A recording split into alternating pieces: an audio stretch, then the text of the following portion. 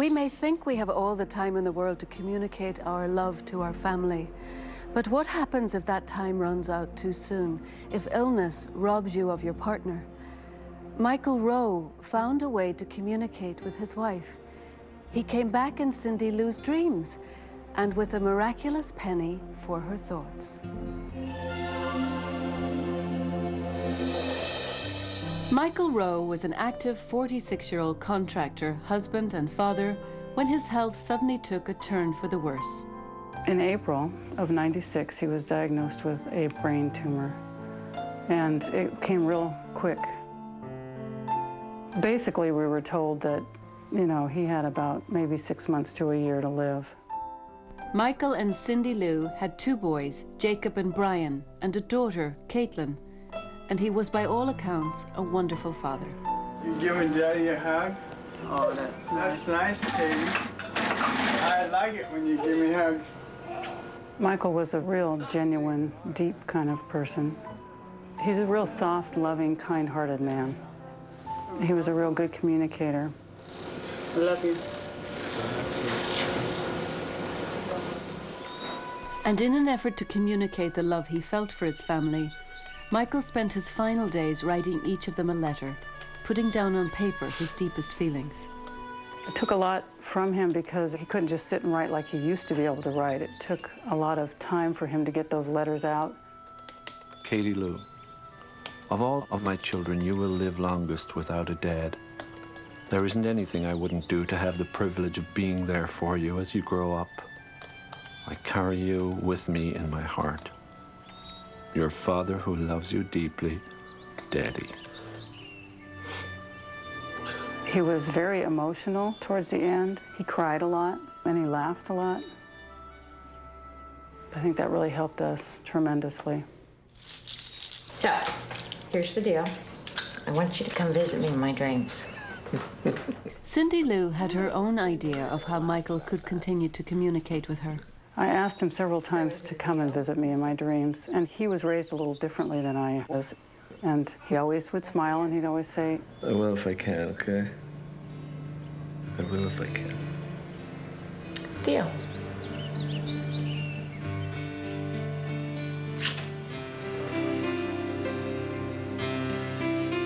By Halloween, Michael's struggle was nearing its end.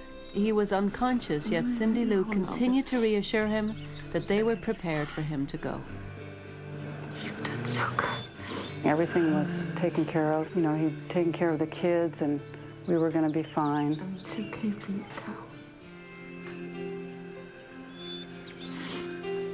I love you. And I really did what I could do to ease his mind and let him know that he could let go. But Michael continued to hang on. As the day went on, I just really could see that he was just getting, you know, really labored breathing.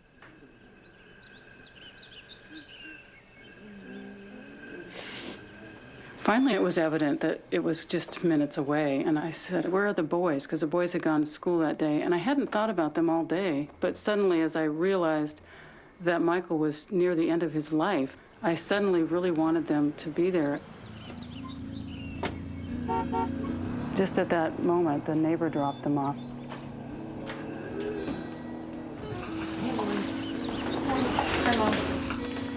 And they just dropped their backpacks and went straight to see their father, which was really remarkable because it was really hard for them, being 10 and 11 and seeing your dad like that. How was he? It won't be long now. I love you. They each had a chance to get up on the bed and hug him and tell him they loved him.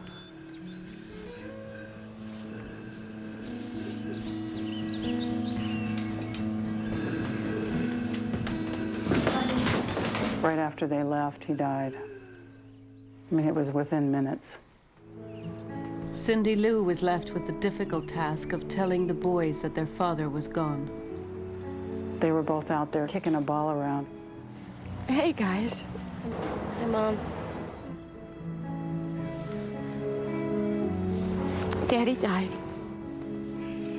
You could tell they didn't know what to feel or what to think. But I wanted you to know he held on because he wanted to say goodbye to you, too. I said, he was waiting for you guys. He really held out till you got home from school, and that's so special. I love you guys. Love you.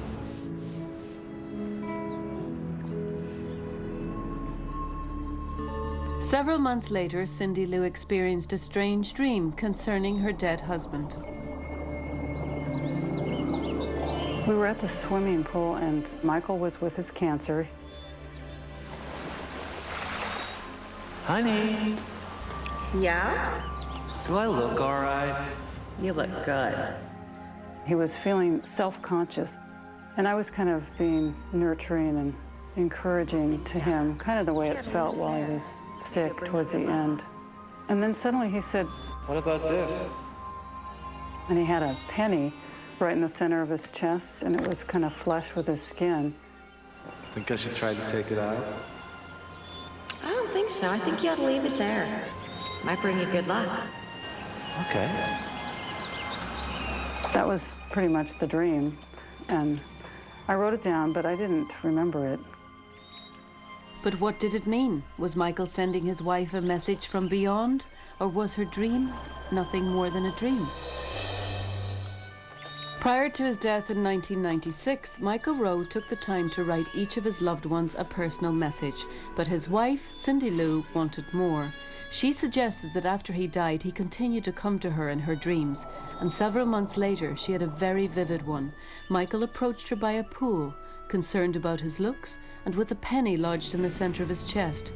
When she woke, Cindy Lou was so moved and intrigued by what she dreamt that later that day she called her best friend, Gloria Rill, to discuss it. I was just at home, and Cindy called and told me about this dream that she'd seen Michael in, and there was a penny on his chest. Isn't that weird?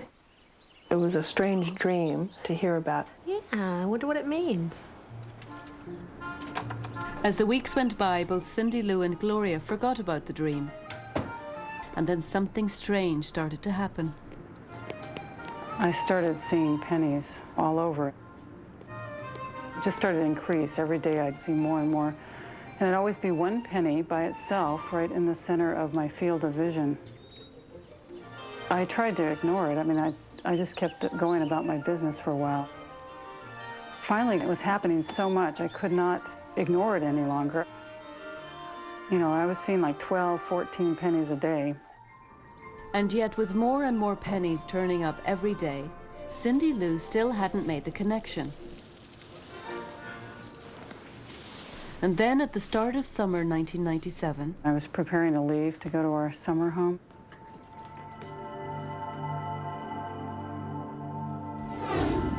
I just had this whole remembrance of the dream and the connection.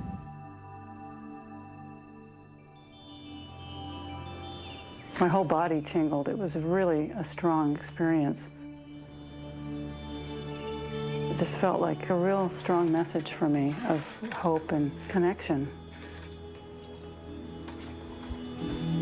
I was so excited I went and called Gloria right after that. Hello? Gloria? Hi. She called me again when she realized the connection between the dream and the pennies. I wonder, do you think? Yeah. And so she was very excited about that, and you know, it was like everything made sense. I think that her finding the pennies was a reassurance of Michael's love for her. I think that there was something greater than just Michael and Cindy at work. What it did for her, I think, was give her a sense that there's something more than just, you know, life on the surface. Hi, sweetheart. Hello, dear. I love you. I love you too. Immensely. Michael Rowe had spent his final days on Earth trying to communicate the incredible love he felt for his family. Had he gone a step further and answered his wife's request that he communicate with her in dreams? No one can say for sure, but for Cindy Lou Rowe, the pennies have their own special meaning. We had real traditional wedding vows, which include, you know, until death do we part. And if I was to get married again, I would leave that part out because I really have learned through this experience that Michael is still with me. And I have a real strong conviction about that.